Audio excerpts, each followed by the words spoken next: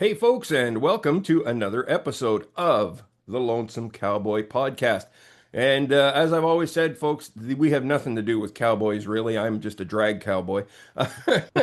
But something brand new. Usually, most of my acts are guitar, fiddle, or banjo based. Guess what, folks? We got somebody here. We have Nolan Murphy from the Heavyweights Brass Band, and this is going to be Right. fun. How you doing, Nolan? I'm doing all right. And I hate to disappoint, but I have a guitar, a banjo, and a fiddle right next to me as well. It's Uh, okay. They're out of sight, out of mind. We'll yep, just talk yep, about brass here today. yep, there we go. So let's talk about this resurgence of brass bands. Yep, My son is friends with a guy by the name of Matt Laird in yep, Edmonton, and he has Brass Tactics. yep. We know And those guys fairly well, yeah. yeah, and then there is another guy I've had on previous shows for my son, the Hurricane. Yep, yeah, And Dano is from the Sioux, where I yep. am in Sault Ste. Dano. Marie. Yeah, and My brother Kay, who's one of the trumpet players in our band, toured for years with my son the well, there Hurricane. you go. See, we got all kinds of little connections to Oh brass yeah. bands. Yeah. So what's Nolan? Give me your thoughts on what the resurgence of brass bands like. What and they're becoming popular. Yeah, I mean, it's hard to say exactly what sparked it back up again. There was a big resurgence of it, sort of starting even back in the '90s with bands like Youngblood Brass Band and all the bands coming out of New Orleans that continued doing this brass band thing forever. And it's hard to say what in, say, the last 10 years has changed, where suddenly everyone just wants to hear and see like live brass instruments. And you see Hmm. everything from like hip hop and rap these days, adding just even if it's just synth horn lines, but then in music videos they'll bring in live brass Yeah. and and like big stage productions now, all the indie bands and all the rock bands bringing in a full horn section again. Uh, Yeah. it's hard to say exactly where that came out of, but we love to see it, and especially for things like ours, and specifically, we're seeing a lot of like a New Orleans type brass band revival, Yeah. even in places like Preservation Hall and stuff like Preservation that. Hall, like back on the road all over the world Yeah. again, Right.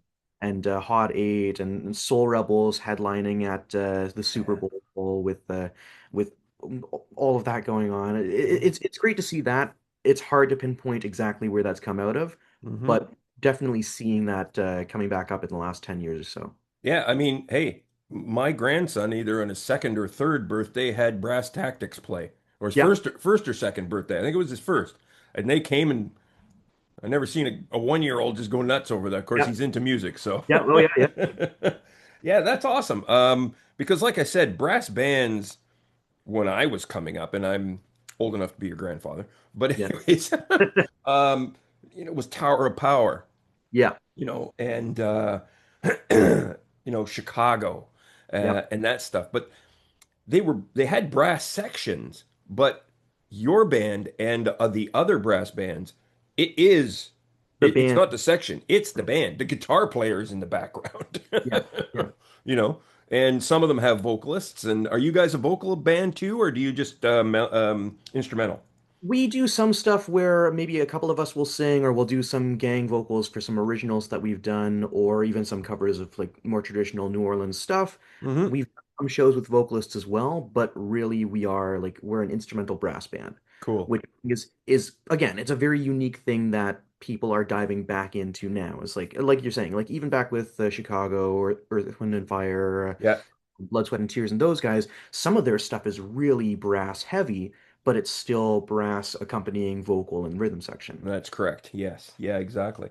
Many bands can never capture a live show on recording. I mean, I remember not related, but Kiss was always trying to do that kind of stuff. But you guys were very successful with Knockout and recording live off the floor. I think you might have been able to capture that. I know what it's like recording a regular band live off the floor. What's it like when you got a bunch of brass guys? Like, talk about bleed.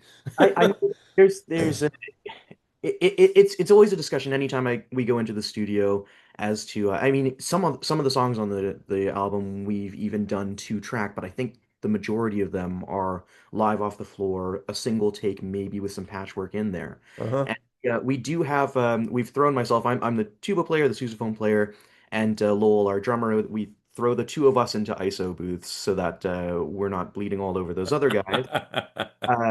But the other guys are, for all intents and purposes, they're there live playing together. And for brass music especially, that really sort of enhances that sound. Sure. Getting the interplay of the wavelengths really sort of enriches that sound, enriches that tone, and it makes it feel more like what you would hear listening to the band live, which I think is more what we go for in capturing Hmm. something. Hmm. It's like we're not looking for a studio album that sounds completely different from the live show. We want something that sounds like what you'll see when you see us. Gotcha. Yeah, exactly. Tell me about a horn player's journey Yep. from beginnings to the heavyweights Yep. in that particular. I have this other thing. I think I might mention it in another question, but you guys are all high school band geeks, right? Yeah, I mean, I can't speak too much for the others. I'll speak for myself and peripherally for my brother because I can speak peripherally for my brother. Uh, but he and I grew up. We grew up in Owen Sound, Ontario, a small Cool. town, Ontario, and our parents both played. Our parents were both like guitarists and folk string Okay, instrumental. cool. Excellent. We grew up sort of in that world, but elementary school band programs. You got to play a wind instrument. And we both started playing winds. He started out on clarinet, and I started out on baritone, horn, euphonium. And from there, we eventually joined the Owen Sound City Band, a like a public community concert band. Right. Got sort of more involved in music, and this would have been when we were 10, 11, 11, 12 sort of thing. At that point, he started playing a bit more trumpet, getting into the brass side of things, and I started playing tuba because they had a sousaphone I could use, and my elementary school band didn't have a tubist. So they asked if I would be willing to sort of make that jump since I could already read music. I already had a bit of an ear for it from having grown up playing. Sure. Uh, and through that, we began playing within the community with the city band. Our family decided, well, we all play acoustic wind instruments now. Why don't we restart the family band that was sort of like a folk project as a family Dixieland brass band?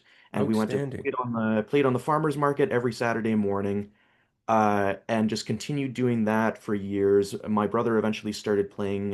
He would take the bus into Toronto every Saturday to play with the Jazz FM big band, which is a youth all-star big band hosted by Jazz FM here. Wow.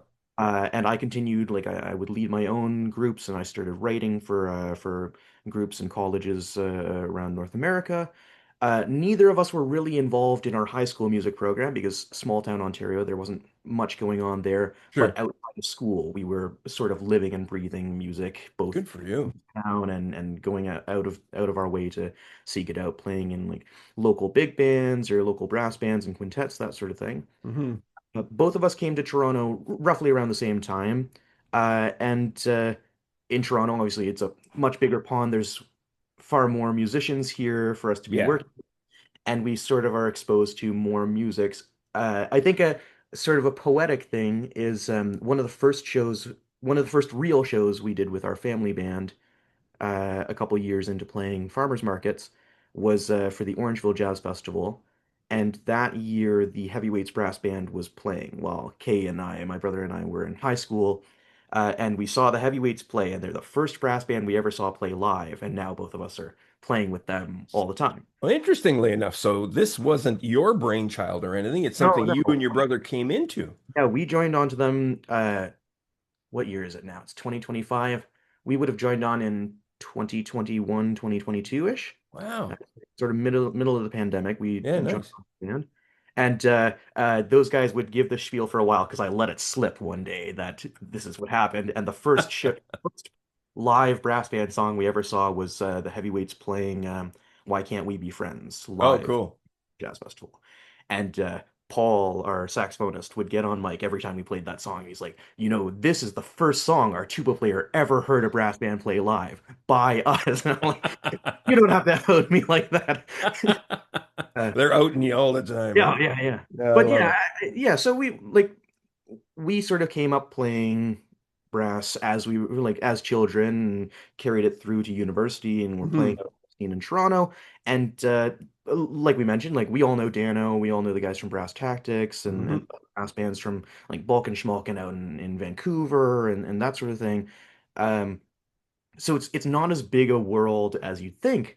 And so when we get out to Toronto, eventually we start playing with these guys in other groups and other contexts. And when they need somebody to come and cover the tuba chair, somebody to come and to cover the trumpet chair, we get the call eventually. Nice. Excellent. So there's something I'm gonna just from talking briefly with Matt at Brass Tactics. Yeah, They brass bands can get gigs like anywhere. Like yeah, this, like they get pegged for like the Oilers do them and other sports teams and yeah, other yeah. events and stuff like that. I'm just curious, what's the most unusual gig that the heavyweights have had where you've said, "Okay, this will be interesting." This is one of those things where the moment you ask it, everything slips out of my mind. Yeah, that's what happens. Well, I tell you Uh, what, if you can't come up with it, let it stew and we can go back yeah, if you yeah. want. Maybe we'll circle back on that one. I can think of weird ones that we've done, maybe not under the moniker of the Heavyweights Brass Band, Oh yeah, cool. with several of us involved, or maybe even the whole band or part of a larger band. Yeah, But the band itself, I couldn't say exactly off the top of my head. yeah. Yeah, Well, like I said, yeah, Brass Tactics played my son's 1 year birthday yeah, parties. yeah, yeah. I guess a gig's a gig, as they say, Yep. Oh right? yeah. Yeah, exactly. As So, long as the audience appreciates it, we're happy to be there. yeah, exactly, right? Eh? You just uh, as long as you got a good crowd. Yeah. That's like I said, I'll play for 10 people. If they give me 10 bucks a piece, I'm happy. Let's put Yep. it that way because they stayed and they listened. That's all I Oh care. yeah. Yeah. Yeah, exactly. So it's a kind of a new world order with the music business out there right now. Yep. Um, and and trying to navigate, of course, your band, like many others, are well, kind of a DIY project, I guess, because the heavyweights were an entity uh, before you got involved. Yep. What are some of the big challenges that a brass band with like you guys have in a DIY career when it comes to navigating the music business? What kind of challenges are you guys up against? Because you're not your average band. Yeah, I mean, I think a big one that comes to mind for any band to, regardless of genres, trying to pitch their own way is just getting sort of publicity and getting your name out there versus having some sort of management team involved. And it's just like we're the band has been playing forever. We do festivals all across Canada, and those guys performed in the States and overseas. But we are not really at the moment looking to do things like stadium shows or things like that. But at the same time, we're not really getting that sort of visibility or fan base without like a record label behind us pushing us for that sort of thing or pitching Yeah, us right. live television, the Tonight Show sort of thing. That I think that's the only real thing that we feel with this. And again, it's not necessarily a better or worse thing. It's just a different thing than, say, a more like produced, more backlined band. Hmm. Yeah, exactly. Interesting. Is this a full-time gig for all the band members, or are we still navigating that kind of a thing too for many musicians? All of us play full time. A couple of the guys teach as well a bit. Okay, Uh, cool. this isn't this isn't any of our only project. All of us play in countless bands in and around the Toronto area. But we're happy to be doing what we love more or less full time. Yeah. Yeah, that's awesome. That's really great. And you have your brother in the band with you. Yep. So I guess you guys, I'm always, I mean, I play, my wife is my backup singer, and we've always Yep. been in bands together, and we've had our challenges. Like I said, where most couples argue about money, marriage, we argued Yep. about music. Yeah, And that harmony in bar 37, I think yeah. what do you mean I wasn't Yeah, flat? yeah. Any challenges like that with your brother in particular as a band member? No, I don't think so. I mean, like Kay and I, we've been playing together our entire lives. There was a brief moment in time when I joined the band before him Ah, okay. during the pandemic. And that's the only time I think I've ever been part of a permanent band that he wasn't also a part of. Uh, we just we play together all the time. We both play like a variety of instruments. And so it's the sort of thing where if one of us is working on a project and they need a tuba or they need percussion or they need flute or clarinet, we know who can definitely do the job and we get them called in. Uh, Gotcha. so he and I That's work together all the time, and like we've got you can hear on the album we write in a sort of a very different style and we play in sort of a very different style, but we've been playing together and working together forever, and we never really have any of those issues. yeah, that's awesome. That's nice to Yeah. hear. Um, a six-piece band must be kind of a challenge when you're playing certain events and stuff like that. And the only one I keep thinking about is, wow, these guys don't have amps and they don't really need much. And you know, you're not known for being quiet. Is that ever an issue with some places where people come up to you and go, "Hey, can you turn down?" And then you just kind of go turn to your tuba and go, "Yeah, okay, sure." Yeah, this might be at least in recent memory one of the weirder gigs that we've done. Okay, cool. We Well, get two questions in but one yeah, here. I'll knock out two words. We did a show at a hotel in town, newly renovated or newly reopened. Sure. They wanted to have live music every Thursday at dinner.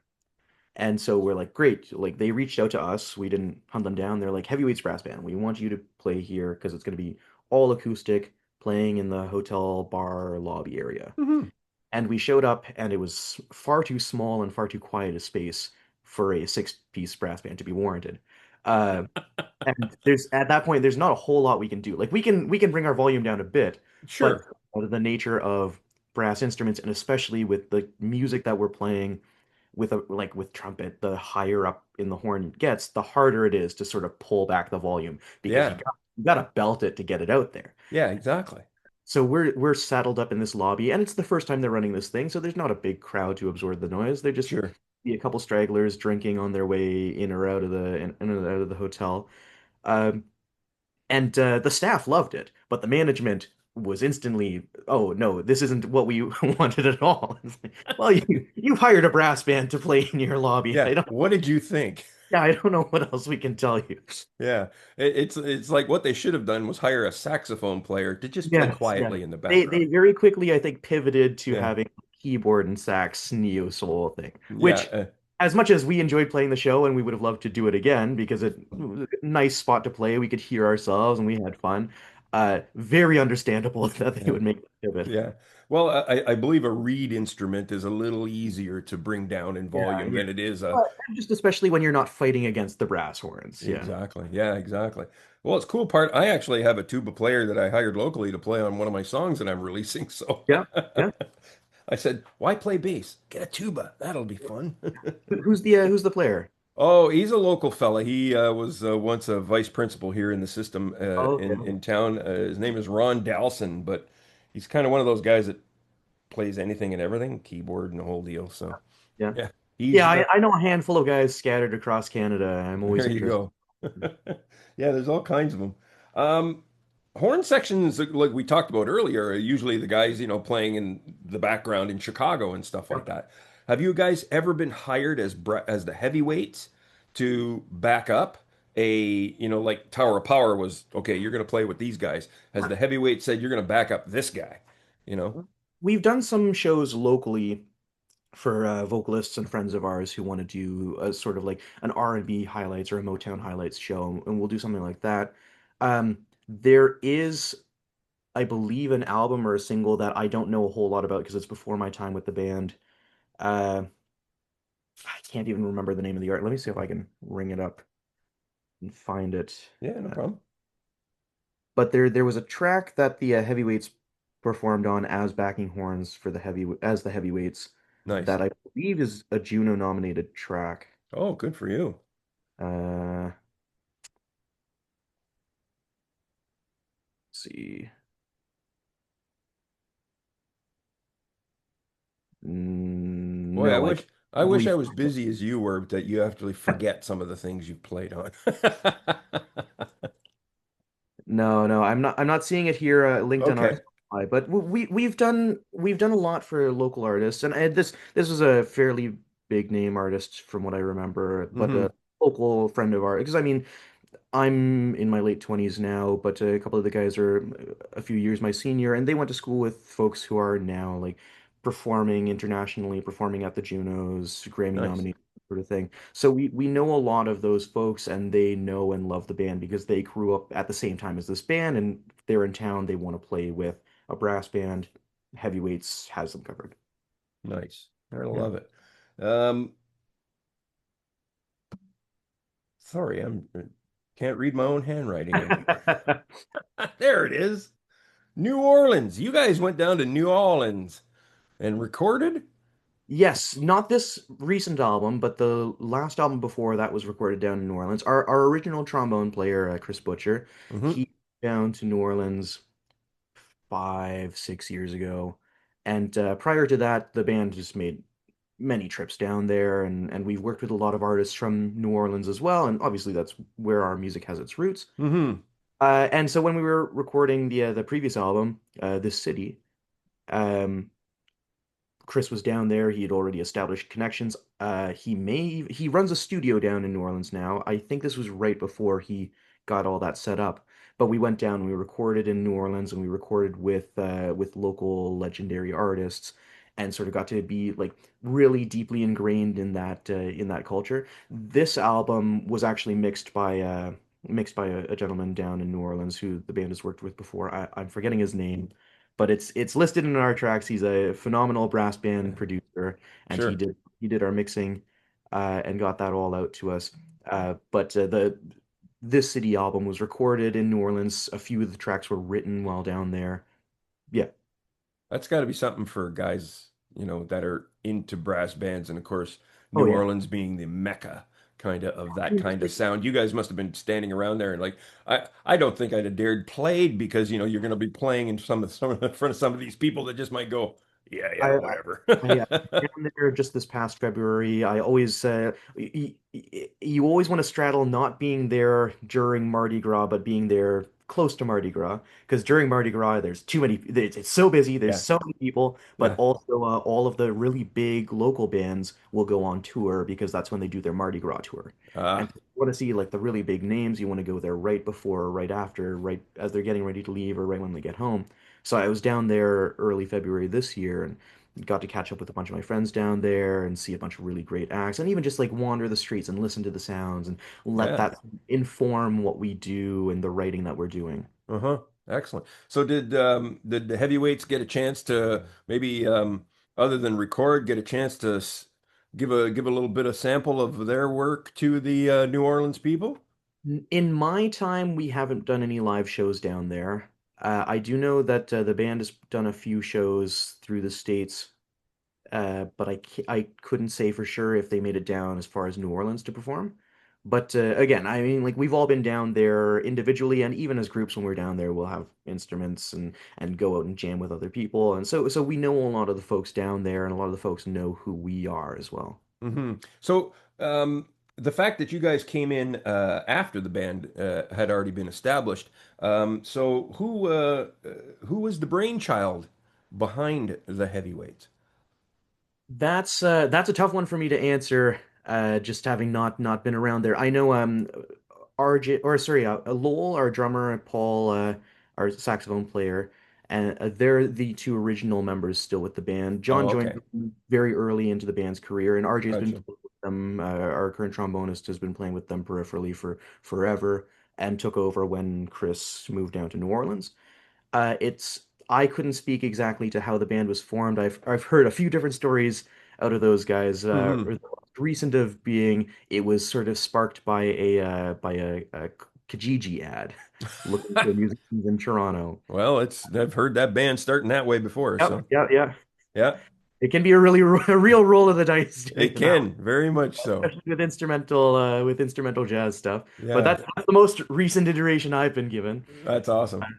But yeah, yeah, Outstanding. What I found really interesting, Nolan, and because of course I come from parents who were, father was a World War II veteran, my mother was a war bride, um, and my mother was also a musician, and so was my grandfather, and so were my uncles. They played in yep, an orchestra. yep. when I took up music, my mother was encouraging. Oh, that's wonderful. But always there was that caveat, but you can't make a living at it. Yeah, And yeah. I was like, and I was bummed out. And then you got folks like yours, and they were musicians already, and they were probably encouraging like you wouldn't believe. Yep, yeah. I think it was almost the opposite with my folks is that oh, with technology and AI coming in, you can never make a living as a teacher or doing mathematics. You might as well. No, no, like my I parents like were your parents already. yeah, yeah. They never really forced this on us. My younger brother Kay and I and our youngest brother Reardon is the black sheep in the family because he's gone to school for engineering or something. Oh, Some really? Wow, he went no, into the he's sciences. not, man. But we were just sort of given free range over like a room full of instruments. Our parents just had all the Yeah, instruments set out. We had an old, slightly out of tune upright piano and drums and guitars, and we would poke around at those in our free time until eventually something clicked, and we just wanted to keep doing that. Our father's favorite example is our youngest brother was born after Kay and I started doing brass, and so we had a euphonium just sat like an upside down tuba sat on the floor. And our youngest brother, when he was still in the crawling stages, maybe 1 or 2 years old, he would crawl up to the horn every now and then and just blow a farty noise into it and then crawl away. And that's how he got started on that track. I love And it. yeah, like it was never. I don't think it was ever really an expectation that we went into music or the arts directly, but they were very supportive of us doing that. And again, like they would facilitate my brother taking the bus by himself in high school to Toronto every Saturday to go play with this big band. And they would drive into town to pick him up from the bus in the middle of the night to bring him back home when he got back, There you go. wake us up in the morning to bring us down to the farmer's market so that we could play for nickels and dimes for a few hours and then go and get ice cream and that sort of thing. Outstanding. Listen, parents who are watching, This is what happens. encourage. My Yeah. grandson's 4 years old, and he's already involved in a music school there. They have a section called Mini for the Mini Rock Stars. Yep. Yep. Kid loves to sing. He's going to be a theater kid. He's he puts concerts on for you as it stands right now and uses his toys and everything as instruments. So Yep. that has to be encouraged. And there you go, parents everywhere. No, and it's just like having Encourage your children in this music. creativity to play and create bleeds into everything else, right? It's like Exactly. Yeah. we didn't have to become musicians, but having that freedom to express and explore helps just develop. Yeah. I should have got an arts degree because I know so many people with arts degrees that are not working in the arts, but they got really good jobs. Yeah, yeah. And I went, damn, I didn't know that cross-pollinated to politics. Yeah, yeah, yeah. Excellent. Okay. Nolan, Murphy, Yep. tell the folks where they can find out more about the Heavyweights Brass Band, your socials, and all that fun stuff. Yeah, so I'm gonna have to look up the exact URL of our website because I always get it wrong. It's- So you can find us on, oh, it is heavyweightsbrassband.com Oh, there you go. See? as Heavyweights BB on social media at Ah, Heavyweights BB. That's why I get Heavyweights BB the on the social reverse. media weight and Heavyweights Brass Band on the web, and you can find them there. Yep. And What's we're on all streaming except for Bandcamp, as far as I'm aware. And we had a big discussion earlier this Get on weekend Bandcamp. on Got to Bandcamp. support it. Yes, yes. Get out of Spotify. I'm not releasing on Spotify anymore after they did that AI band. I'm done. Yeah. Done. Yeah. Yeah, I'm gonna click Oh, that one off on DistroKid. we were performing at the Montreal Jazz Festival this past week, and we this run of our album we only printed vinyl because nobody really listens to CDs anymore anyway. A lot of people don't have vinyl players. Yeah. But Anyways, a lot of people don't have record players, but vinyl is a much cooler keepsake. So we yeah. printed a bunch of vinyl and we were selling a bunch of those, but then some folks were coming up and they were saying, "Hey, how can we buy this digitally? Like we want to be able to put it on like iPods or use it for like ringtones or anything like that. How can we buy the digital copy?" And we're like, "Well, that traditionally is just Bandcamp, which is traditionally the one thing we've never set up. So we're getting on it. I've been told it'll be done this week. So we're Excellent. We're gonna hold those guys to it. I'm gonna watch for you then because and Yeah. then I'll follow you on my account there too. Yeah, So great. Yeah. outstanding. All right. Next gig, where are we gonna see you guys? Oh, that's another good question. I See, this I is got a real musician, folks. He actually has to look at a calendar to figure out where he is. That's I how got I back from know. That's how I Montreal know. back just last night, and let's see. I believe our next public show is going to be August 3rd. We're playing at Union Station downtown Toronto at noon. Cool. All right. Yeah, July is full of holidays and vacations, and all Uh, your audience has gone to the cottage. Had our had like a 2 week stretch of almost back-to-back festival shows. So now the next month is all of us recuperating family time or playing too much with other bands. There you So go. I love it. Yeah. Uh, Outstanding, sir. Thank you so much for coming on the thank program. you And for having folks, please do check out the Heavyweights Brass Band and check out all those brass bands. Check out me. the guys we were talking about, Brass Tactics, My Tactics. Son the Hurricane. Who's some other good guys that they can go listen to? Less in the New Orleans style, but Balkan Schmalkin are friends of ours out in Vancouver. They're like a Serbian Balkan brass band. They're Nice. phenomenal guys.